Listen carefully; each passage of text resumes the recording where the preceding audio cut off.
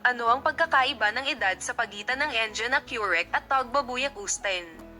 Si Engin Akurek ay gumawa ng isang pangalan para sa kanyang sarili sa kanyang masayang pagsasama sa kanyang kasamahan na si Tagbabuyak Usten.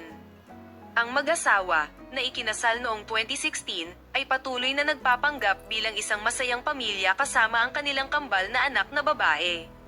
Habang itinatago ang kanilang pribadong buhay, ang mag-asawa, na inilayo ang kanilang pribadong buhay sa atensyon ng publiko, ay naging mainit na paksa sa pagkakataong ito sa pagkakaiba ng edad sa pagitan nila. Narito ang mga edad ng mga sikat na pangalan, lalo na sina Engin Akurek at Tagbabuyak Usten. Sina Tagbabuyak Usten at Engin Akurek, mga ina ng dalawang anak, ay kabilang sa mga mag-asawang na highlight sa kanilang masayang pagsasama. Ang sikat na mag-asawa, na ikinasal noong 2016, ay nasa agenda kasama ang kanilang kambal na anak na babae.